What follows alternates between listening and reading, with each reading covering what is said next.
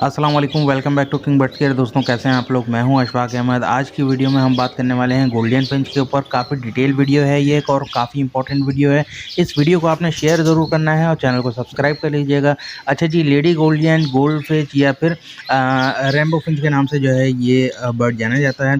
अच्छा, इसकी एज जो है वो तकरीबन 6 से 7 ईयर होती है और इसकी ब्रीडिंग एज जो है वो 10 मंथ होती है। अच्छा जी, जावा की तरह काफ़ी चीज़ें इसमें सिमिलर हैं। जावा 8 महीने में ब्रीड स्टार्ट करता है, ये तकरीबन 10 महीने में जो है वो ब्रीडिंग स्टार्ट कर देते हैं और सेम जावा की तरह ही इनके बच्चे तकरीबन 45 से 50 दिन में प्रॉपर सेल्फ होते हैं। अगर आपका फिंच के अंदर कोई ब्रीडिंग एक्सपीरियंस नहीं है तो मेरी राय यह है कि पहले आप बेंगलाइज के 10 पेयर लें, उनको केज बाय केज लगाएं और उसके बाद जब 1-2 ब्रीड उनसे ले लें तो आपको काफ़ी अंदाज़ा हो जाएगा कि किस तरह जो है वो बर्ड की नेचर है। और उसके बाद जो है वो आप 5 पेयर जो है वो गोल्डियन के लगा सकते हैं। मतलब आसान अल्फाज में कहूँ तो 5 पेयर के लिए तकरीबन 5 पेयर गोल्डियन के लिए आपको 10 पेयर बेंगलाइज के लगाने चाहिए। उसमें आप बेंगलाइज की ट्रायो भी लगा सकते हैं। गोल्डियन थोड़ा-सा नाज़ुक परिंदा है, इस वजह से आपने थोड़ी-सी एहतियात करनी है इसके अंदर। जब भी आप बाय कर रहे हैं, पहली चीज़ तो आपने जो सीड मिक्स बंदा चला रहा है, शुरू में आप भी वही सीड मिक्स दें। जिस तरह जावा के अंदर मुख्तलिफ़ कलर होते हैं, इसी तरह गोल्डियन के अंदर भी मुख्तलिफ़ कलर होते हैं, जैसे ग्रीन, येलो, ब्लू, सिल्वर। इसके अलावा जेंडर कन्फर्मेशन के लिए भी बहुत से लोग परेशान होते हैं। तो देखें, इसके अंदर बहुत ही ईज़ी है जेंडर का। यहाँ पर आप सामने भी देख रहे हैं, जो शार्प कलर हैं, डार्क कलर हैं, वो मेल के हैं। जो लाइट कलर हैं और शार्प कलर नहीं है, वो फीमेल है। ठीक है, तो इसमें कोई भी कलर में हो, आप सिंपल इस तरीके से उनके चेस्ट के और पेट के कलर से बआसानी पहचान सकते हैं ये मेल है या फीमेल है। अच्छा जी, इनके कलर जो है वो तकरीबन 5 महीने में ये अपना मोल्ड जो है वो कर लेते हैं और 5 महीने में इनके कलर जो है वो वाज़ेह हो जाते हैं। आप जेंडर उसमें कंफर्म कर सकते हैं। मेल फीमेल में कुछ और डिफरेंस भी होते हैं, जैसे मेल की दुम जो है वो पतली होती है और लंबी होती है, फीमेल की दुम जो है वो छोटी और मोटी होती है। मेल जो है वो डांसिंग करता है, सिंगिंग करता है, फीमेल डांसिंग और सिंगिंग नहीं करती। इस तरह जो है वो और भी चीज़ें हैं जिससे आप जो है बआसानी पहचान सकते हैं, मगर जो कलर वाला मैंने आपको बताया तरीका, उससे आप बआसानी मेल फीमेल को डायग्नोज़ कर सकते हैं। अब इनकी ब्रीडिंग के हवाले से बात करें तो आप इनकी पेयरिंग किस तरह कर सकते हैं। देखें, पहले तो इनके केज का साइज़ 1.5 फीट बाई 1.5 फीट कम से कम होना चाहिए, या 1.5 फीट बाई 3 फीट, या 2 फीट बाई 2 फीट का आपका केज होना चाहिए। अच्छा, उसके अलावा आपने सबसे पहले क्या करना है कि मेल को उस ब्रीडिंग केज के अंदर जिसमें आप ब्रीड लेना चाह रहे हैं उसमें आपने पहले मेल को छोड़ दिया। 4-5 दिन बाद आपने उसमें फ़ीमेल छोड़ दी और उसके 1 हफ़्ते बाद जो है वो आपने बॉक्स लगा दिया। अच्छा जी, उसके बाद आप थोड़ी-सी नेस्टिंग उसमें कर भी दें और जिस तरह जावा में हम अलग से भी नेस्टिंग देते हैं, वैसे भी आप नेस्टिंग दें। इंशाल्लाह आपका पेयर जो है वो लग जाएगा। अच्छा, एक और इम्पॉर्टेंट चीज़ यहाँ पर मैं आपको बता दूँ, बहुत से लोग जो है वो पट्ठे उठा के अपने पास तैयार करते हैं, सबसे अच्छा तरीका यही है। मगर जैसे ही 5 महीने हो जाएँगे, आपको उनका जेंडर कन्फर्म हो जाएगा, तो आपने मेल को अलग कर देना है, फीमेल को अलग कर देना है। मेल की फ्लाई आपने अलग बनानी है, फीमेल की अलग बनानी है। और इसी तरह जब आप अपने ब्रीडर पेयर को रेस्ट पे डालें, तब भी अपने पेयर को साथ नहीं डालना। फीमेल्स को अलग डालें और मेल्स को अलग डालें। अच्छा, होता क्या है कि फीमेल अक्सर मेल जो हैं वो छोटी फीमेल को क्रॉस कर देते हैं, फिर वो एग बाइंडिंग में आ जाती हैं, बर्ड एक्सपायर होने की चांसेस जो है वो बढ़ जाते हैं।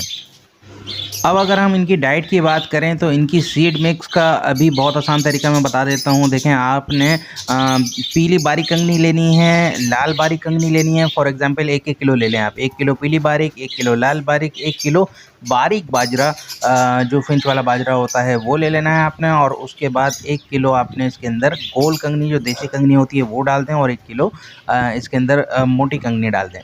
ठीक है, और उसके अलावा आपने जो है वो इसके अंदर कनेरी सीड डालने हैं तकरीबन आधा किलो। अगर सख्त सर्दियाँ, जैसे अभी सर्दियाँ स्टार्ट हो गई हैं, तो फिर आप इसको 1 किलो भी कर सकते हैं।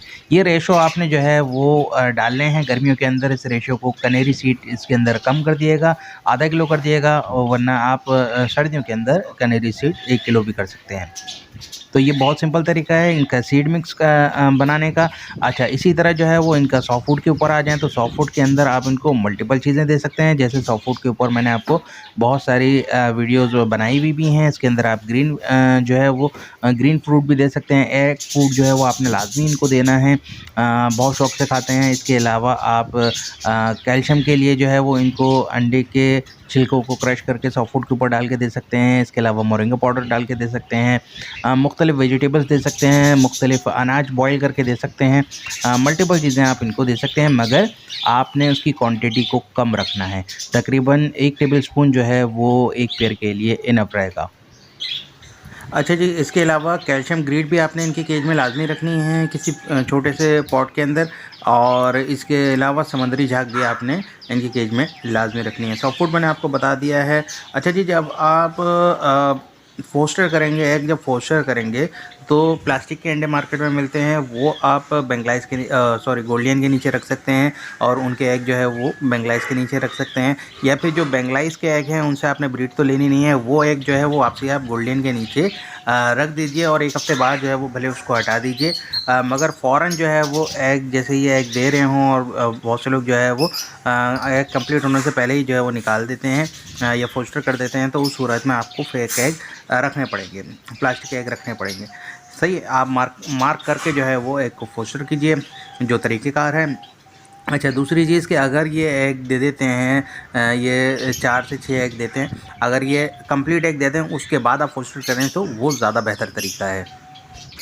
अच्छा, एक और चीज़ कि आपने कैल्शियम ग्रीड भी बहुत इंपॉर्टेंट है इनके लिए। कैल्शियम ग्रीड आपने इनके केज के अंदर ज़रूर रखनी है, और समुद्री झाग आपने कटल फिश बोन आपने इनके केज के अंदर ज़रूर रखनी है। अच्छा, सॉफ्ट फूड मैंने आपको बता दिया है। इसके अलावा जब आप फोस्टर करते हैं, एग फोस्टर कर रहे हैं, तो उसमें आपने या तो फिर आप बेंगलाइज के जो एग निकले हैं वो इनके नीचे रख दीजिए, ठीक है। या फिर जो है वो आप जो प्लास्टिक के एग आते हैं, मसनूई एग, वो आप जो है वो इनके नीचे रख सकते हैं। और अगर बेहतर तरीका तो ये, क्योंकि ये उस सूरत में है जब आप जैसे उन्होंने एग दिया और फ़ौरन आपने फोस्टर कर दिया, ठीक है। अगर आप जो है वो इनके एग कंप्लीट होने दें और उसके बाद फोस्टर करें तो ये तरीका ज़्यादा बेहतर है। अच्छा जी, जैसे जावा का ब्रीडिंग साइकिल होता है, ये भी जो है वो सितंबर से अप्रैल तक ब्रीड करते हैं। सख्त गर्मी के अंदर ये ब्रीड नहीं करते, और वैसे भी थोड़ा सा नाजुक बैठे तो सख्त सर्दी और सख्त गर्मी के अंदर इनकी केयर करनी पड़ती है। अच्छा जी, अब बात करते हैं कुछ बीमारियों की जो कॉमन इनके अंदर आती हैं और उनकी मेडिसिन की। तो सबसे पहले मैं बात करूँगा, 2 किस्म की बीमारियां जो है वो इनके अंदर आती हैं। पहली आती है कैंकर, गले की बीमारी, गले में दाने हो जाते हैं। अच्छा, ये बीमारी बेसिकली जो है वो बेंगलाइज में आती है, और बेंगलाइज से उनमें मुंतकिल होती है। जब आप बच्चे फोस्टर करवाते हैं बेंगलाइज के नीचे तो बाद में मुंतकिल हो सकती है, और बहुत ही कम सिनेरियो के अंदर ये गोल्डियन के अंदर भी आ जाती है। अच्छा जी, इसके लिए जो दवा है वो है रोनीवेट। अच्छा, रोनीवेट जो है वो 2 किस्म की आती हैं, रोनीवेट 12% और रोनीवेट एस। रोनीवेट एस जो है वो यूँ समझ लीजिए कि हल्की डोज है, और रोनीवेट 12% जो है वो थोड़ी हैवी डोज है। उसी हिसाब से आपने जो है वो इनमें से कोई भी आप यूज़ कर सकते हैं। सिंपल वे में बताऊँ तो 12% रोनीवेट 12%, और जो रोनीवेट एस है वो तकरीबन 6% है, उसकी हाफ़ है। दूसरे नंबर पे जो इनके अंदर कॉमन बीमारी आती है वो आती है माइट्स की।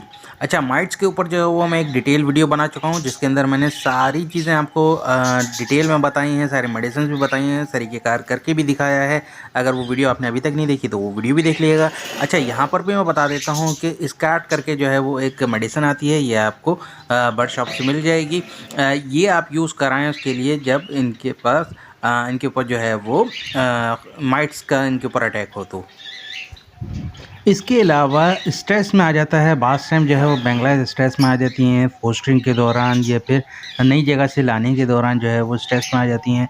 स्ट्रेस के लिए जो है वो आप यूज़ कर सकते हैं साइमो स्ट्रेस या फिर स्पार्क लाइट करके। यहाँ पर मैं आपको पिक्चर्स भी दिखा रहा हूँ, आप इसका स्क्रीनशॉट ले लीजिए, और ये आप इजीली जो है वो आपको बर्ड शॉप से मिल जाएंगी। ये कॉमन मेडिसिन्स हैं, और ये और भी बर्ड्स पे आप यूज़ कर सकते हैं। एक और कंडीशन आती है, ये सुस्त होकर सुकड़े में आ जाती हैं। इस कंडीशन में आपने ट्रिपल सी करके जो है वो एक मेडिसिन आती है वो यूज़ करानी है। बास टाइम ये पर भी अपने झाड़ने लगते हैं बहुत ज़्यादा, तो उस कंडीशन में, बहुत रेयर कंडीशन है मगर उस कंडीशन में लिक्विड आयोडीन दी जाती है इनको एज अ मेडिसिन। अच्छा जी, इनफर्टाइल एग का जो है वो कई जगहों के ऊपर मसले आते हैं और भी बर्ड में आते हैं, तो इनफर्टाइल एग के लिए आप विटामिन ई का इस्तेमाल करें। इनफर्टाइल एग के लिए आप और भी मेडिसिन यूज़ कर सकते हैं, जैसे इम्यूटॉन, माइलिक ईएस और फर्टीवेट। तो इस किस्म की भी जो है वो मेडिसिन आप यूज़ कर सकते हैं। वीटासोल सुपर जो है वो आप यूज़ करा सकते हैं इनको मल्टीविटामिन के लिए। 1 ग्राम 1.5 लीटर पानी में महीने में 2 दफ़ा दीजिए इनको, इनके लिए काफ़ी रहेगा। अच्छा, बहुत से लोग जो है वो गोल्डियन को इंडोर रखते हैं, तो देखें इनमें धूप लगना ज़रूरी है, कम से कम सुबह की 1-2 घंटे की धूप इन पे पड़े तो ज़्यादा बेहतर है। फिर भी जो है वो आप उसके लिए विटामिन डी के लिए डी न्यूट्रिकल जो है वो दे सकते हैं, और इसके अलावा कैल्शियम के लिए कैल्शियम भी दे सकते हैं, या और भी दवाएँ आती हैं वो भी आप इनको दे सकते हैं। मुझे उम्मीद है कि ये वीडियो आपको पसंद आई होगी। अगर कोई और सवाल आपका रह गया है तो आप कमेंट में पूछ सकते हैं। मैंने वैसे काफ़ी डिटेल इस वीडियो के अंदर शेयर करी है। आपने ये वीडियो शेयर ज़रूर करनी है, और चैनल को सब्सक्राइब नहीं किया तो अभी सब्सक्राइब कर लीजिए। अपना और अपने बर्ड्स का बहुत ख्याल रखिए। नेक्स्ट वीडियो में बहुत जल्द मिलते हैं। Take care.